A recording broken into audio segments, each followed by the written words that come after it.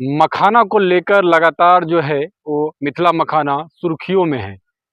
और जब से केंद्रीय बजट में जो है वो मखाना को लेकर बोर्ड बनाने को लेकर जो वित्त मंत्री के द्वारा ऐलान हुआ, तब से लगातार जो है वो मखाना और मिथिला मखाना को लेकर जो है पूरे देश और पूरे इंटरनेशनल मार्केट में ये मखाना जो है सुर्खियों में है। उसे कहे तो पीछे बीते लगभग 3 4 5 वर्षों में मखाना जो है वो तेजी से बढ़ा है। फूला मखाना है। उत्पादन को अच्छा, लेकर इसी से कहे, पत्ता फूला है। मखाना के मार्केटिंग को लेकर कहे, लेकिन ग्राउंड क्या स्थिति है अभी हाल ही में यहाँ पे, चूंकि हम लोग दरभंगा में है और दरभंगा में एकमात्र राष्ट्रीय मखाना अनुसंधान केंद्र अवस्थित है, जहाँ पे कुछ ही दिन पहले जो केंद्रीय कृषि मंत्री है वो मखाना बोर्ड बनाने को लेकर जो है यहाँ के किसानों से उनकी राय लेने को लेकर यहाँ पर एक जो है उन्होंने कार्यक्रम यहाँ किया था।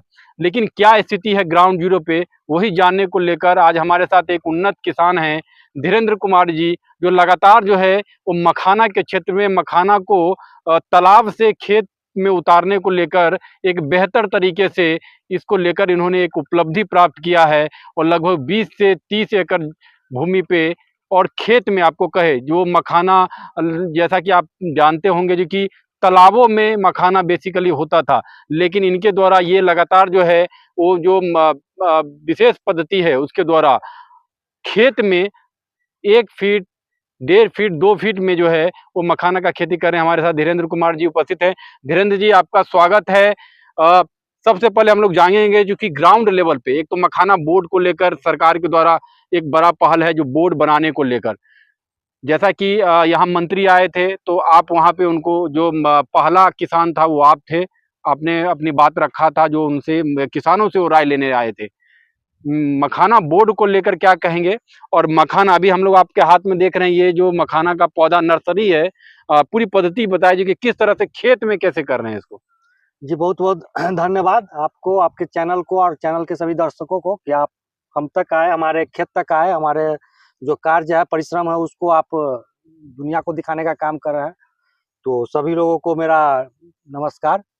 मखाना बोर्ड की जहाँ तक बात है, तो मखाना बोर्ड जब बनना है, तो ये दरभंगा में होना चाहिए, क्योंकि कहीं न कहीं जो ये 10 जिला का केंद्र बिंदु दरभंगा है, मिथिला का राजधानी भी दरभंगा को कहा जाता है। अभी तो राज बना नहीं है, लेकिन भविष्य में जब कभी बने तो उसका राजधानी भी दरभंगा को कहा जाता है। और जो भी स्किल है, हुनर है, वो दरभंगा जो मिथिला क्षेत्र है उसके पास है। दुनिया कहीं भी उपजा ले, इसका कोई भी प्रोसेसिंग कर ले, लेकिन जननी ये दरभंगा और मिथिला क्षेत्र है। तो मखाना बोर्ड निश्चित रूप से दरभंगा में बनना चाहिए। किसानों को उससे जो है बहुत सारे जो प्रशिक्षण के लिए बाहर जाना पड़ रहा है, बिहार से बाहर जाना पड़ रहा है, वो सुविधा यहाँ मुहैया हो। किसानों को इसमें लागत जो है मखाना फसल में बहुत ज्यादा आता है। अगर मुनाफा बहुत ज्यादा है तो नुकसान भी कभी अगर किसी आपदा के कारण होता है तो बहुत ज्यादा होता है। तो इसमें इसकी फसल की बीमा की सुविधा हो किसानों को, उसके साथ साथ इसमें पूंजी की अत्यधिक आवश्यकता होता है। तो निश्चित रूप से इसमें सरकार के द्वारा पूंजी मुहैया हो, चाहे वो ऋण के माध्यम से हो या अन्यत्र किसी भी माध्यम से हो। साथ साथ निश्चित रूप से जो यहाँ बाढ़ अभिशाप था, तो मखाना के फसल से वो वरदान साबित हो रहा है। नकदी फसल किसानों को मिल रहा है, मखाना एक विकास के लिए अच्छा स्रोत हो रहा है। अच्छा धीरेन्द्र जी, ये सब तो है ही, लेकिन जो आप खेतों में कर रहे हैं, जैसा कि हम लोग जानते थे, जो कि लोग भी जानते हैं और शुरू से ऐतिहासिक रहा है, जो कि ये तालाबों में होता है और ये एक जाति जो है इस पूरे जो खेती है उसको करते आ रहा है, सहनी समुदाय को लेकर अगर बात करें तो। लेकिन आजकल हम देख रहे हैं जो कि जो खेत में प्रचलन है, जो खेत में किया जा रहा है, इसको कैसे कर रहे हैं और कितना खेत में कितने फीट में किया जा रहा है, ये पूरा कैसे आप बताएं इसको लेकर? ये निश्चित रूप से यहाँ जो पहले से मखाना हो रहा था वो तालाबों में हो रहा था, क्योंकि एक कहावत भी है, पग पग पोखर माछ मखान, सरस बोल मुस्की मुख पान। तो मिथिला कहीं ना कहीं तालाब की संख्या बहुत ज्यादा होने के कारण वो उससे फेमस था। तो मखाना तालाब में हो रहा था, पूर्व से हो रहा था, और ये जो मछुआ समुदाय के लोग हैं सिर्फ और सिर्फ वही कर रहे थे। तो यहाँ बाढ़ समस्या थी और धान का फसल लगभग प्रत्येक साल नष्ट हो जा रहा था। तो हम कृषि विज्ञान केंद्र प्रशिक्षण के लिए जाते थे, वहां से पता चला कि दरभंगा में राष्ट्रीय मखाना अनुसंधान केंद्र है और विश्व का पहला और इकलौता मखाना अनुसंधान केंद्र। हम वहां गए, संपर्क किए, वहाँ में पता चला कि जो स्वर्ण वैदेही एक वैरायटी है जो विकसित की गई है संस्था के द्वारा, जो कम पानी में हो सकता है।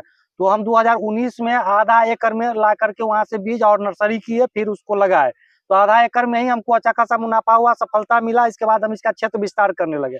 फिर अन्य जाति के जो किसान थे इसमें नहीं आना चाहते थे, तो उनको हमने 1-2 साल परिश्रम करके दिखाया, इनकम दिखाया, फिर वो राजी हुए और लगभग किसान, बहुत सारे सैकड़ों किसान अब करने लगे हैं।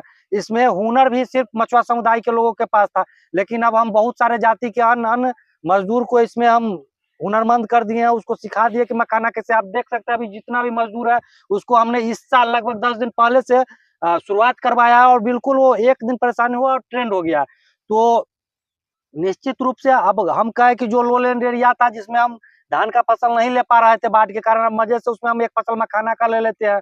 मखाना के बाद हम उसमें लेट वैरायटी का धान भी ले लेते हैं, या हम सिंघाड़ा की फसल ले लेते हैं। इसके अलावा हम खेत को सुखा करके उसमें रबी की फसल ले लेते हैं। अब गेहूं, जैसे जैसे गेहूं की कटाई हो रही है, खेत खाली हो रहा है, उसके बाद हम मखाना लगा रहे हैं।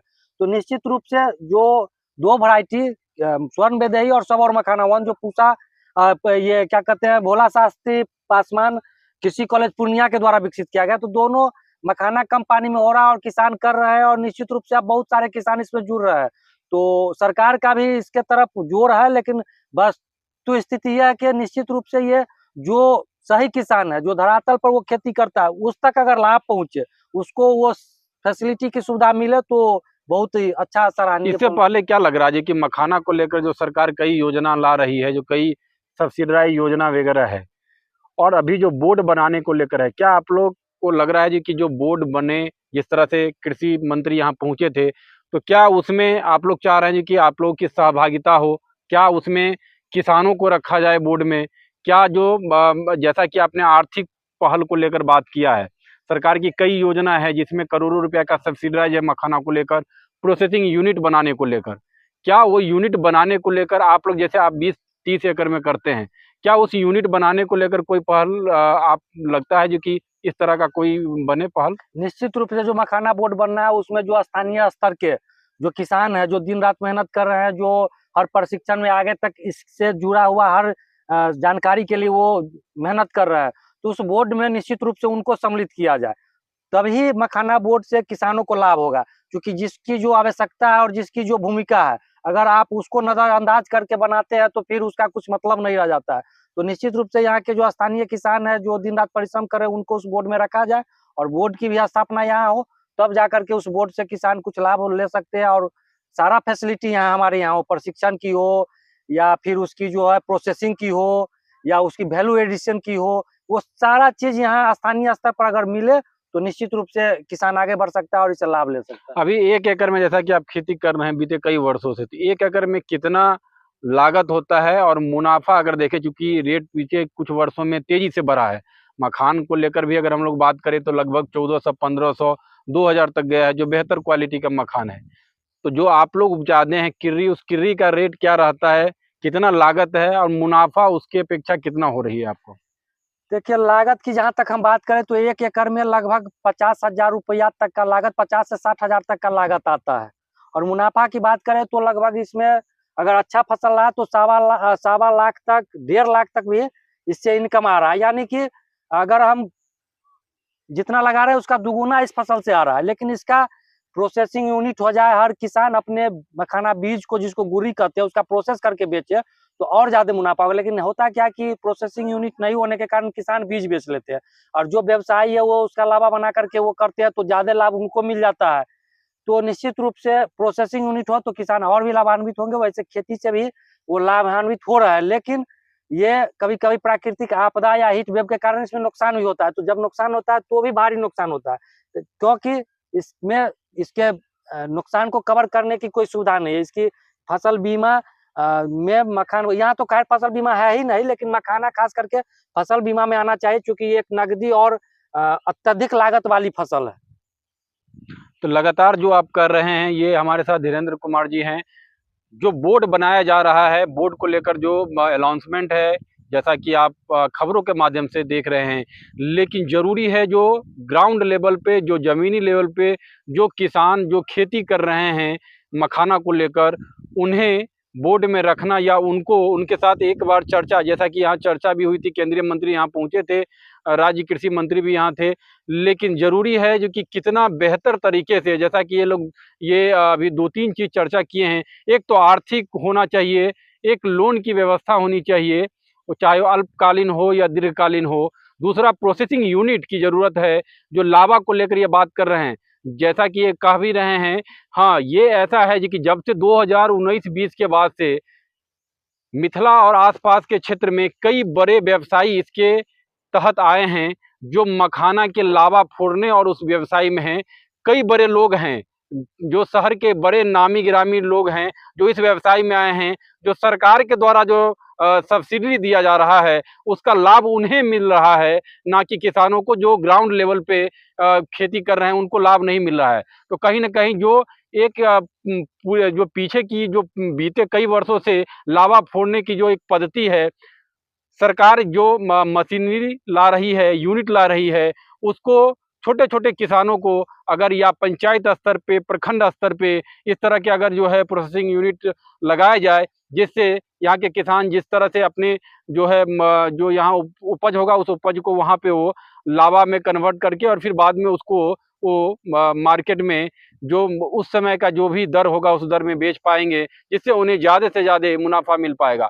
जैसा कि मखाना को लेकर है, कई वैज्ञानिक से भी हम लोग की बात हुई है, तो उनका कहना है जी कि ये पूरी तरीके से जैविक है और ये पूरी तरीके से इसमें जो विद्यमान औषधि है, वो कहीं न कहीं स्वास्थ्य को लेकर लाभकारी है, जिसके कारण जो है देश नहीं अंतर्राष्ट्रीय स्तर पर इसका डिमांड है। विदेशों में तो ये 3000 से लेके 6000 प्रति किलो के हिसाब से बिक रहा है। तो कहीं न कहीं जो मखाना का एक जो है अंतर्राष्ट्रीय स्तर पे डिमांड है, औषधि के रूप में स्वास्थ्य को लेके में ये बहुत बड़ा जो है आने वाले भविष्य में ये बहुत बड़ा एक मार्केट हो सकता है। लेकिन क्या फिर जो बाकी चीज़ों में होती है, जो बड़े व्यवसायी हैं, जो दूसरे व्यवसायी हैं, वो भी इस व्यवसाय में कूद चुके हैं। कई ऐसे नाम हैं, बड़े नाम हैं, हम नाम नहीं लेना चाहेंगे, लेकिन वो मखाना के व्यवसाय में हैं, जो करोड़ों रुपया का मखाना का जो है वो मार्केटिंग कर रहे हैं। लेकिन जो छोटे किसान हैं, जैसा कि ये बता रहे हैं, उन्हें ना तो आर्थिक रूप से किसानी करने के लिए कोई लाभ मिलता है, ना इंश्योरेंस की कोई सुविधा है। तो कहीं न कहीं सरकार और कृषि विभाग को एक पहल करनी चाहिए और एक बेहतर व्यवस्था पंचायत स्तर पे होनी चाहिए, प्रखंड स्तर पे होनी चाहिए। चलिए अंत में धीरेन्द्र कुमार, आप क्या अपील करेंगे बोर्ड बनाने को लेकर, आपकी क्या राय और क्या 4-5 बिंदु जो आप चाहेंगे, जो कि सरकार उस बिंदु को और जो खेती कर रहे हैं, किसान हैं मखाना के, क्या उनको भी बोर्ड में रखा जाए? क्या उनको भी सलाहकार टीम में रखा जाए? क्या निश्चित कहेंगे? रूप से बोर्ड से संबंधित सबसे पहला बात तो हम कहेंगे कि बोर्ड हमारे दरभंगा में बनना चाहिए। बोर्ड में यहाँ के स्थानीय किसान को उसका सदस्य बनाया जाना चाहिए। उसके अलावा किसान को इससे संबंधित जो भी ऋण हो, वो ऋण की मुहैया होनी चाहिए।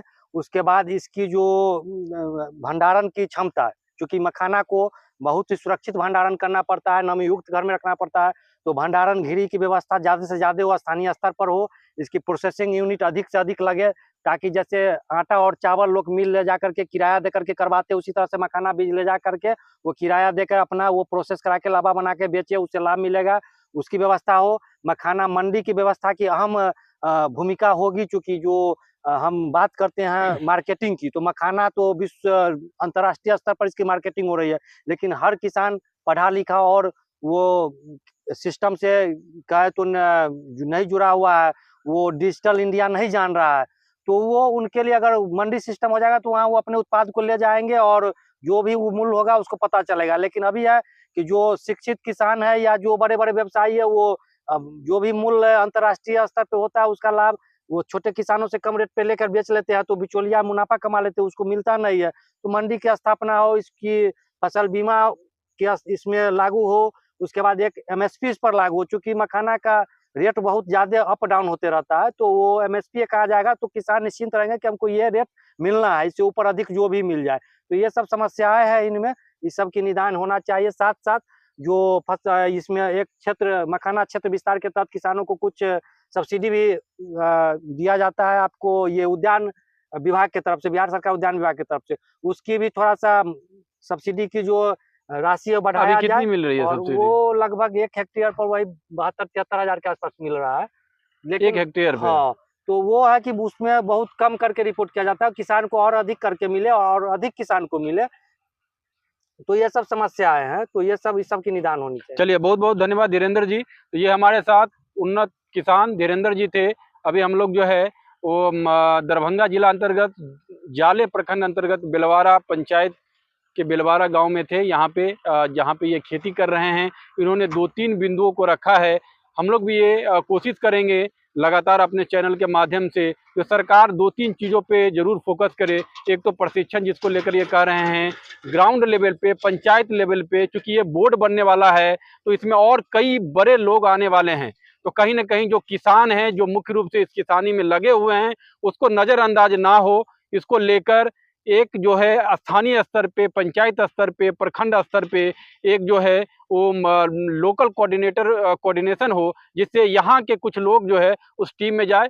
प्रशिक्षण को लेकर जो है एक सरकार प्रशिक्षण के लिए एक यूनिट जो है प्रखंड स्तर पे बनाया जाए, जिससे टाइम टू टाइम प्रशिक्षण दिया जाए। और दूसरी सबसे अहम चीज़ ये है जो कि कुछ ऐसे बड़े भूभाग है मिथिला का जहाँ पे सिर्फ एक फसल होता है, तो वहाँ के किसान को सरकार प्रमोट करके और वहाँ के किसान को सरकार मोटिवेट करके इस खेती के